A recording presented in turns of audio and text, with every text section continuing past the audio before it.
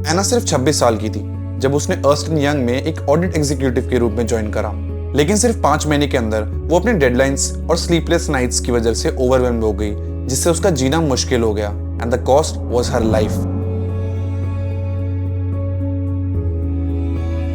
और सबसे शॉकिंग और शर्मनाक बात तो ये है कि ना तो उसके एम्प्लॉयर ने कोई कॉन्डोलेंस कॉल किया, ना ही उसके फ्यूनरल में शामिल हुआ। हमारे पेरेंट्स ने जो सफलता और एम्बिशन का रास्ता दिखाया है, उसके पीछे एक डार्क रियलिटी भी है। आप अपने डेस्क पे बैठे हो, पहले से स्ट्रेस महसूस करते हुए बिना काम शुरू करे। बहुत से यंग प्रोफेशनल्स के लिए ये एक बुरा दिन नहीं, ये उनकी पूरी लाइफ बन चुकी है। जितनी उम्मीदें हमारे एल्डर्स ने हमसे सफल होने के लिए लगाई थी, ये उतनी ही खतरनाक हो चुकी है। टॉक्सिक 9 to 5 का कल्चर जो एम्प्लॉइज के मेंटल हेल्थ पे एक बुरा असर डाल रहा है, इसके इफेक्ट्स डेवास्टेटिंग है। कहाँ पर हो? मैं यहाँ पर हूँ सर, पंचिंग को। ठीक है, जब बोला था यहाँ ऑफिस आने के लिए, डायरेक्ट ऑफिस क्यों नहीं आया? Sir direct office sir. Overworked, anxious and burnout. लगभग 53 इंडियन एम्प्लॉइज कहते हैं कि उनकी मेंटल हेल्थ उनकी प्रोडक्टिविटी को डायरेक्टली इफेक्ट करती है। आजकल लोग ये सोच रहे हैं कि क्या सफलता के लिए सच में सैक्रिफाइस करना जरूरी है। यंग प्रोफेशनल से लेके एक्सपीरियंस वर्कर तक हर किसी पे ये टॉक्सिक एनवायरनमेंट असर डाल रहा है, और ये है इंडिया के वर्क कल्चर का नया नॉर्मल। एम्प्लॉइज अपने 70 hour work weeks, restricted leaves, micro management और ग्रोइंग स्ट्रेस के बारे में स्टोरी शेयर कर रहे हैं। The hustle culture is so ingrained in Indian society that even talking about mental health is made fun of. Brown parents don't understand mental health. Kids these days always complaining about something. I'm too happy, I'm too sad. Mental health को India में एक joke बना के रखा हुआ है, और बहुत से लोगों का मानना है कि ऐसी कोई चीज ही नहीं होती है। ओला के सीईओ भावेश अग्रवाल और इन्फोसिस के को फाउंडर नारायण मूर्ति ने तो इस कल्चर को और बढ़ावा दिया है by romanticising long work days, और ये कह के कि ये एक सफलता का हिस्सा है। लेकिन ये सब एक बर्डन बन के रह गया है, ना कि कोई बैज ऑफ ऑनर। रिपोर्ट्स के अकॉर्डिंग लगभग 90% इंडियन वर्कर काम पर स्ट्रेस का सामना करते हैं, और 50% लोग तो एक्टिवली अपनी पोजीशंस को छोड़ने के बारे में सोच रहे हैं। लॉन्ग वर्किंग आवर ये सिर्फ एक इशू नहीं है, ये एक टॉक्सिक वर्क कल्चर है जिसमें माइक्रो मैनेजमेंट जैसे प्रॉब्लम्स, पब्लिक ह्यूमिलेशन और पुअर हेल्थ बेनिफिट्स भी शामिल है। एक रीसेंट लेटर में सेबी एम्प्लॉइज ने फाइनेंस मिनिस्टर को अपने टॉक्सिक वर्क कल्चर के बारे में बताया। उन्होंने कहा यहाँ पर अनरियलिस्टिक परफॉर्मेंस गोल, हाई प्रेशर और पब्लिक ह्यूमिलेशन को इंक्लूड करा जाता है। 300 SEBI employees anonymously wrote to the finance ministry accusing the regulator's leadership of fostering a toxic work culture. और ये सिर्फ सेबी का केस नहीं है, ये सेम केस हर कंट्री और हर इंडस्ट्रीज में एक्यूमुलेट होते जा रहे हैं।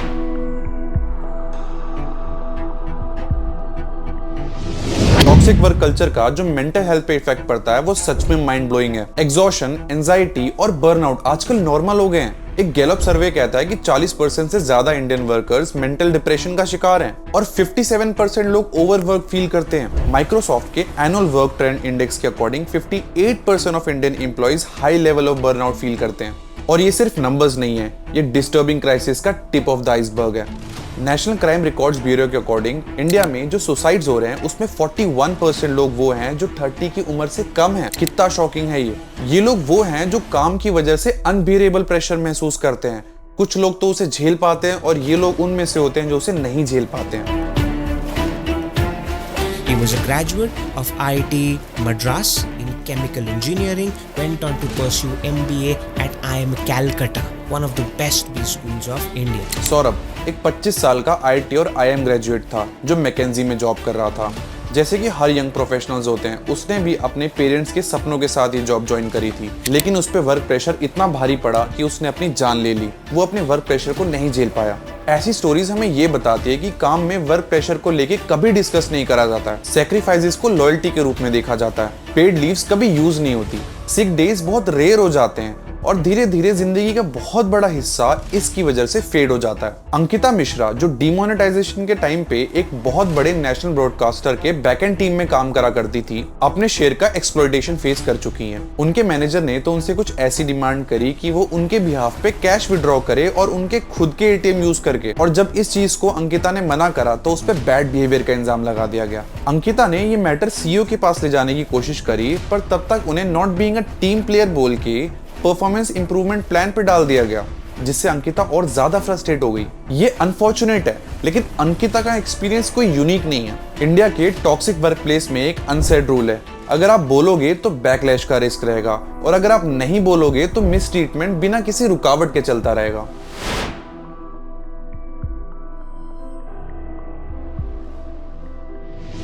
डॉक्टर राहुल चंदोक, जो कि मेंटल हेल्थ और बिहेवियरल साइंस के कंसल्टेंट हैं, कहते हैं कि टॉक्सिक वर्क एनवायरनमेंट ना कि सिर्फ एम्प्लॉयज के दिमाग पे असर करता है, बल्कि उनके परिवार पे और पूरे देश के हेल्थ सिस्टम पर असर डालता है। जब एक एम्प्लॉय के साथ गलत तरीके से ट्रीट किया जाए तो उसका मोरल नीचे गिरने लगता है और लोग ज्यादा छोड़ के जाने लगते हैं, जिसकी वजह से काम पे इनइक्वालिटी आने शुरू हो जाती है। 66% लोग तो इस डर में रहते हैं कि अगर उन्होंने अपना मेंटल हेल्थ डिस्क्लोज करा तो उनका करियर रिस्क पे आ सकता है। लॉन्ग आवर, इंटरनल पॉलिटिक्स और कांस्टेंट क्रिटिसिज्म एक एम्प्लॉय को उनकी लिमिट तक पुश कर देता है।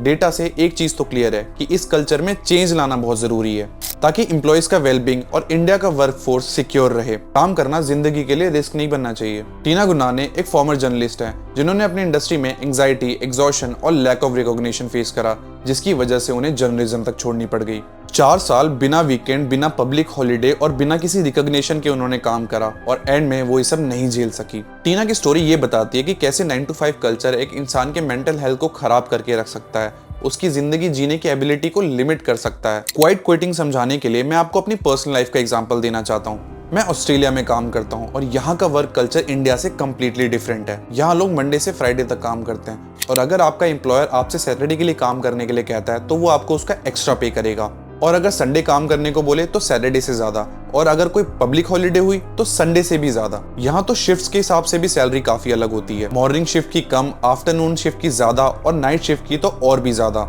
ज्यादातर कोई एम्प्लॉयर आपसे वीकेंड में काम करने की उम्मीद नहीं रखता और वर्क आवर्स के बाद ना ही आपको कोई डिस्टर्ब करता है। वहीं इंडिया में देखा गया है कि कुछ लीक जूम रिकॉर्डिंग्स में बॉस अपने एम्प्लॉयर्स को डांट रहा है और उनसे संडे तक काम करने की डिमांड कर रहा है, और वो भी बिना किसी एक्स्ट्रा पे के, क्योंकि लोग सिर्फ अपनी फिक्स ड्यूटीज तक काम करना चाहते हैं बिना किसी अननेसेसरी स्ट्रेस के। अब आ जाते हैं सवाल की ओर, तो आखिर टॉक्सिक वर्क कल्चर में बदलाव लाना इतना मुश्किल क्यों होता है? क्योंकि चुपचाप काम और सब कुछ सहना यहाँ का एक कल्चर बन चुका है, और ये ऐसे ही चलता रहा तो और ज्यादा लोग बर्नआउट का शिकार होंगे और इंडियन वर्कफोर्स को बहुत ज्यादा नुकसान होने वाला है।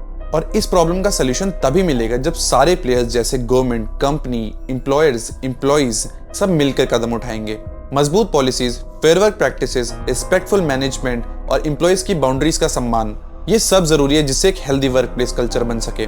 रिमेंबर, काम मीनिंगफुल होना चाहिए, ना कि मर्सीलेस। अब समय आ गया है कि हम अपनी आंखें खोल के देखें और देखें कि चल क्या रहा है और इस डिस्ट्रक्टिव वर्क कल्चर के खिलाफ खड़े हो जाए। आज के लिए बस इतना ही। अगर आपको वीडियो से कुछ सीखने को मिला, make sure you like, share and subscribe my channel. आपका सपोर्ट मेरे लिए मोटिवेशन की तरह काम करता है। अगर आप इस तरीके से सपोर्ट करते रहे तो मैं और अच्छी से अच्छी वीडियो लाता रहूंगा। Thank you.